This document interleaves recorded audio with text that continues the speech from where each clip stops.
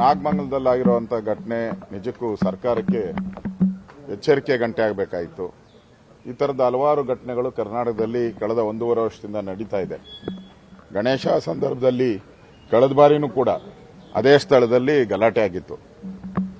ಪೊಲೀಸರು ಏನು ಮುಂಜಾಗ್ರತೆ ತೆಗೆದುಕೊಳ್ಳದೆ ಮಸೀದಿಯಿಂದ ಲಾಂಗು ಮಚ್ಚು ಈ ಥರದ್ದೆಲ್ಲ ಎಸೆದು ಗಲಾಟೆ ಮಾಡಿ ಸಾರ್ವಜನಿಕರಿಗೆ ತೊಂದರೆ ಕೊಟ್ಟಿರೋದು, ಗಣಪತಿ ಉತ್ಸವಕ್ಕೆ ತೊಂದರೆ ಕೊಟ್ಟಿರೋದು ನೋಡಿದ್ರೆ ಈ ಸರ್ಕಾರ ಯಾರಿಗೆ ಓಲೈಸ್ತಾ ಇದೆ ಅನ್ನೋದು ಅರ್ಥನೇ ಆಗ್ತಾ ಇಲ್ಲ. ಮತ್ತೆ ಈಗ ಬಂಧಿಸಿರೋದ್ರ ಅಂತಲೂ ನೋಡ್ತಾ ಇದ್ದೀರಿ, ಎಲ್ಲ ಹಿಂದೂಗಳನ್ನೇ ಜಾಸ್ತಿ ಬಂಧಿಸಿದ್ದಾರೆ. ಗಲಾಟೆ ಮಾಡಿದವರು ಅವರು, ಆದರೆ ಬಂಧಿಸಿರೋದು ಹಿಂದೂಗಳನ್ನ ಬಂಧಿಸ್ತಾ ಇದ್ದಾರೆ. ಅದರಿಂದ ಇದು ನಿಜಕ್ಕೂ ಪರಮೇಶ್ವರ್ ಅಂತವರು ಗೃಹ ಮಂತ್ರಿಗಳಾಗಿದ್ದು ಸಣ್ಣ ಘಟನೆ ಅಂತ ಹೇಳಿದ್ರೆ ಅಂದ್ರೆ ಅವ್ರಿಗೆ ಅದರ ಅರ್ಥ ಏನಂಗಾರೆ?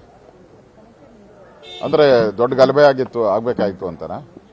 ಅದರಿಂದ ನಾನು ಕೂಡ ಅಲ್ಲಿಗೆ ಹೋಗಿ ಭೇಟಿ ಮಾಡ್ತಾ ಇದ್ದೀನಿ. 3 ಗಂಟೆಗೆ ಇಲ್ಲಿಂದ ಬಿಟ್ಟು 4 ಗಂಟೆಗೆ ಹೋಗ್ತೀನಿ. ನಾನು ಕೂಡ ಅಲ್ಲಿ ಹೋಗಿ ಭೇಟಿ ಮಾಡಿ ಸಾಂತ್ವನ ಹೇಳ್ತೀನಿ. ಮತ್ತೆ ಅಧಿಕಾರಿಗಳಿಗೂ ಕೂಡ ಎಚ್ಚರಿಕೆಯನ್ನ ಕೊಡ್ತಾ ಇದ್ದೀನಿ. ಈ ತರದ ಗಲಭೆ ಆಗಿದ್ರು ಕೂಡ ಕಳೆದ ಸರಿ ಏನು ಕ್ರಮ ತೆಗೆದುಕೊಳ್ಳದೆ ಇರತಕ್ಕಂಥದ್ದು ಸರ್ಕಾರದ ವೈಫಲ್ಯ.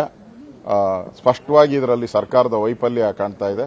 ಕೂಡಲೇ ಯಾರು ತಪ್ಪಿತಸ್ಥಿದಾರೋ ಅವ್ರ ಮೇಲೆ ಉಗ್ರ ಕ್ರಮಗಳನ್ನು ಕೊಡಬೇಕು.